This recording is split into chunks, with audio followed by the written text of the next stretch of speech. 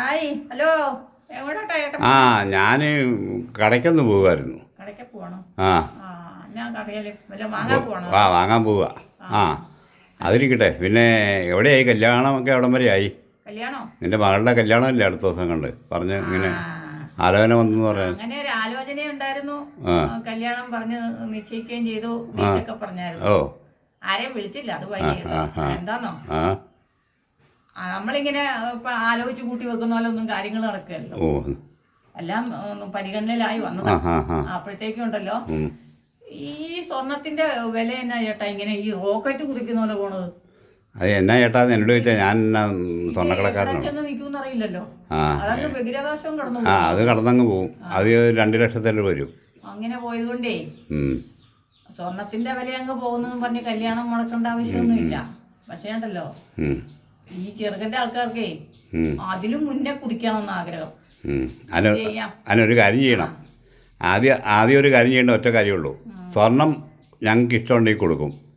വേണമെങ്കിൽ ഇതിന് പൈസ വേണമെങ്കിൽ സ്ത്രീധനം ചോദിക്കാനോ പാടൊന്നും ഇല്ലല്ലോ.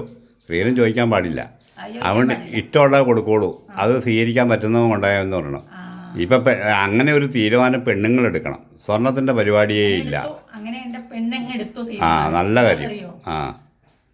അല്ല, നിങ്ങളെ പെണ്ണിനൊരു ജോലിയില്ലേ? പിന്നെ എന്നാ കുഴപ്പം? ഈ സ്വർണത്തിന്റെ വില ഇങ്ങനെ കുതിക്കുന്ന കണ്ടപ്പോഴത്തേനും മറ്റുള്ളവർക്കും അങ്ങോട്ട് പരവേശം കയറി.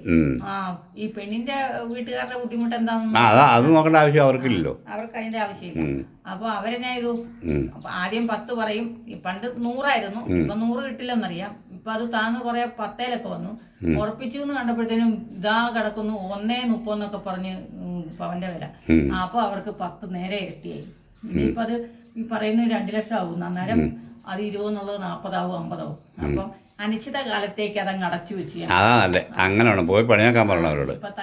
വേണ്ടാന്ന് വെച്ചു. സ്വർണം കൊടുത്തുള്ള പരിപാടിയായിരുന്നു. മോളും പറഞ്ഞു നമുക്കിപ്പൊ തൽക്കാലം ആ ഭാഗം അങ്ങ് അടച്ചു വെച്ചേ.